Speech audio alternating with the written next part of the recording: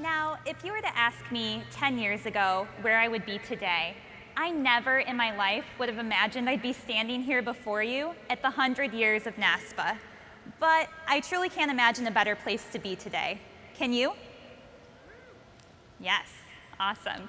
Well, I'm happy to be here, and perhaps one of the reasons I couldn't imagine this future or this life is because 10 years ago, I was standing in the Department of Health and Human Services, and I was reading these words here: tough times don't last, but tough people do. Now, I remember looking at these words and hoping they were true. As I questioned where my next meal was going to come from, would I have a roof over my head? Would my latest foster family choose to keep me? Would I be loved? Would I be safe? Would I be wanted? You see, 10 years ago, I was 17 years old. I was about 10 months away from aging out of the foster care system to complete independence. And for better or worse, I knew a lot of the statistics. I had been in 6 different foster care placements, and I was in my 8th school. I knew that for every 100 youth in care, only about 50 will graduate from high school. Only about 20 will go on to enroll in college, and just 3%, 3, will graduate from college with a bachelor's degree. Now, to make the odds feel even a little more dismal, I even had a foster family tell me I wasn't smart enough to go to college. I knew, in addition to some of the other statistics, that I was at increased risk of experiencing homelessness, teen pregnancy, and substance abuse. Now, my friends, many of you who are in the audience today and friends back home, oftentimes will tease me for being an overachiever. So I reflect back on that time in my life, and I probably would have done all 3 of those things had it not been for supportive adults in my life. Now, despite those odds that I was facing, telling me of my likelihood of success, 10 years ago, I actually was preparing to go to college. I chose a college 440 miles and an 8-hour drive away from my hometown. I, like some of our students, was running from my past and heading towards my future, and I was so excited. Now, the college that I chose looks a little bit like this in the wintertime. Now, I wouldn't have gotten to college had it not been for the supportive adults in my life helping me along the way. I had support that often many other youth that experience foster care don't have. There were people like Celine. She was one of my former caseworkers. She was actually no longer assigned to my case at this point, had no obligation to help me out. But she drove the 440 miles in 8 hours in a blizzard that looked like this to take me to a scholarship competition. Now, that's a scholarship that I later received. Had it not been for that, I would not have been able to finance my education, and I really don't know where I would be without her. And then there's the final foster family I was placed with during my senior year. In their 30s at the time, and not even old enough to be my biological parents, they had a toddler of their own. They took me in and gave me a quote-unquote normal senior year, which I wouldn't even known what that was or what to ask for. But they made sure I had senior pictures, a graduation party, things that I didn't even know to expect. Now, when I went to Michigan Technological University, my chosen college, that 440 miles and 8 hours away from home, I was fortunate to be joining a campus community that kind of felt like what I imagined a family would always feel like. There were people like our director of admissions. She remembered the scholarship essay I had written a full year prior and invited me to spend Thanksgiving with her family during my first break on campus. And here I actually am celebrating my 22nd birthday in her home. That's a relationship that's actually lasted and will continue to last throughout my lifetime. Now, at graduation, while I was not biologically related to a single person out in that audience, these are just some of the people that were cheering me on at graduation. Now, despite those odds that I faced in graduating from college, that was a really powerful moment for me. But it wasn't and it isn't enough. It really troubles me that there's students with experience in foster care that are aging out every day. They're aging out of the foster care system, a system that controlled many aspects of their life. And when they're aging out with oftentimes nothing, with very little support. And this is what Wendy Blom calls a curious reality. Now, it's a curious reality, she says, that young people who have experienced foster care that have experienced abuse, neglect, and may have never known supportive, nurturing adult relationships are asked to be self-sufficient at a time when many of their peers are receiving the support of some sort of family while they're navigating college or maybe their first job. Well, this curious reality actually has a name. It's what John Ceda coined as family privilege in 2001. And that term should be a wake-up call to student affairs and to higher ed. So family privilege is the systemic assumption that students receive a level of support, love, resources from a stable family structure. Our higher education institutions oftentimes maintain family privilege, and oftentimes we have that assumption that our students have that level of support. So I want to share with you today 5 ways that we can address family privilege on our campuses and that we can support students with experience in foster care. Now, one of the first steps is to actually examine our campuses. In what ways does family privilege manifest and is embedded in our practices? Maybe we have a family weekend and we assume that students are going to have someone to visit them during that designated weekend. Do we expect that students have family support to help move them in or even just get to campus? What if they don't? Are there other outlets and other options? Do we expect that students have a place to go for breaks? Do we expect that they're going to have someone cheering them on at graduation? These are just a few of the many examples. This is just scratching the surface here. Now, not only do we assume those things, we also assume that if it's going to be a family, that it's traditionally going to be a mom and a dad. Now, as I like to say, families come in all shapes and sizes.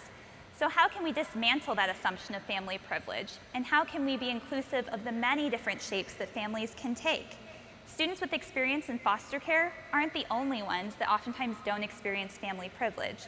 There's a variety of students on our campuses that don't experience that stable family structure.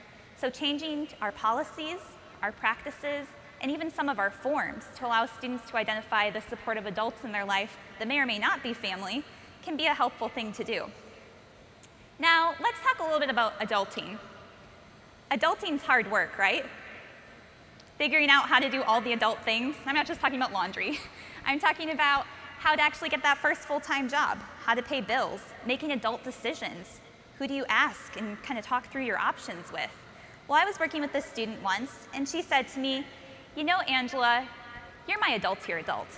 Well, I wasn't quite familiar with that term, so I'm like, tell me more. She sent me this quote. She says, "This horrifying moment when you're looking for an adult, and you realize that you're an adult, and you still don't know what you're doing."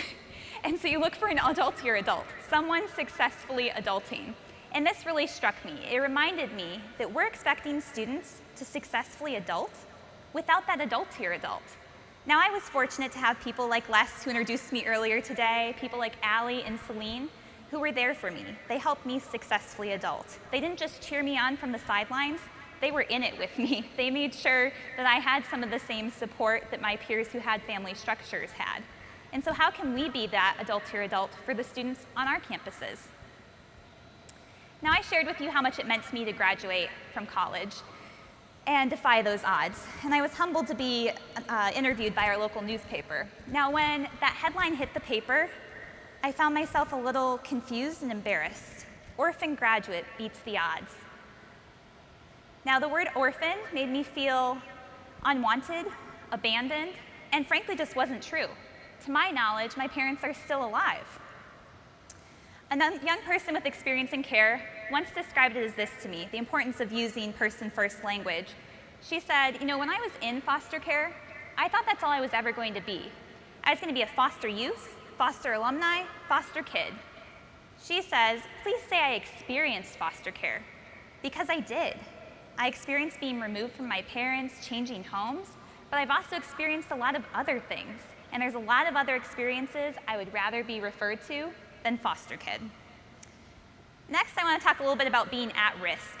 We oftentimes refer to this population as at risk of homelessness, or we'll say, "You're at risk of dropping out," or "You're at risk of incarceration."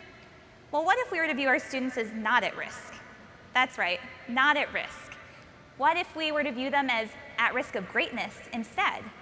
Looking at all the great things that they bring to our campuses, the strengths that they bring. They've navigated systems that weren't made for them. That is a strength. they've also made wisdom of their experiences, made meaning of their experiences well beyond their years. Now I have another question for you. Standing here on stage today, how many of you knew that I experienced foster care? Now maybe some of you read my bio, maybe some of you read my speech before I got up here. You read the title of my session. But aside from that, experiencing time in foster care is actually an unseen identity. The wounds and scars left hidden. And when you're not seeing that experience, you're actually only seeing part of me, and you're only seeing part of our students. So it's very important that we provide opportunities for students to self-identify, providing opportunities in conversations and on forums so that we can provide that needed support. And then when we provide support, not doing it in a way that shows morbid curiosity or pity, but instead showing students that we don't need their full experience and their history in order to provide support in the present. Now, one thing I want to impart to you as I wrap up today is that my experience in foster care is just one piece of my identity. It's a part of this larger, complex intersection. So I stand before you as a woman, as a pansexual, as a temporarily able-bodied person who's navigating the complexities of post-traumatic stress disorder. Now, if you were to talk to any other person that's experienced foster care, their experience may be vastly different from mine because of the intersections of those identities. People experience foster care for a variety of different reasons. They may still be in contact with their bio family or foster family, and they may or may not be willing to talk about their experience. Let's just say it took me 10 years, and it's been quite a journey for me to stand before you on this stage today. Now, actually coming into today, I had some hesitation. I was nervous about sharing my story so publicly, but I think that that's what NASPA is about, and that's what Student Affairs is about, sharing our stories. And by sharing our stories, hoping that we might help others share theirs as well. I want to close today with sharing with you a brief excerpt from a poem that I wrote, I Am From, modeled by the poem by George L. Lyon. I am from temporary homes. I'm from trailer parks and bottles wrapped in paper bags, yet I'm also from landscape suburbia and children at play. I'm from It's Because of You, You Did This to Me. My mother would yell at me, you're a lesbo, you're a slut, you're a son of a bee. I'm from physical illness and diseases of the mind. Just hide your scars, pretend everything's fine. I'm from make it look good and say you love me. But how I really feel is I need to get out of here. I need to be free. I'm from tough times don't last, but tough people do. And count yourself lucky, because unlike some, you're the one that made it through. I'm from many families, Brandel, Wilson, Cooper, Urbani, the places I've found love, connection, belonging. It's pretty uncanny. I'm from bloodlines and names I'll never take, friendships, loves, mentors I'll never forsake. I'm from a degree changes everything. You're only as good as what you achieve. Fostering my BS, cum laude. One day I'll be a doctor, I believe. I'm from Keurig coffee, iPhone, and iMac. Just get through it all. There's no time to look back. I'm from independence, achievement, persistence, which hides my distrust, and you better keep your distance. I'm from a desire for competence and a sense of authenticity, which has me questioning, what does it mean to be me and live life with vulnerability? Thank you all. Thank you, NASPA. Let's foster care on our campuses.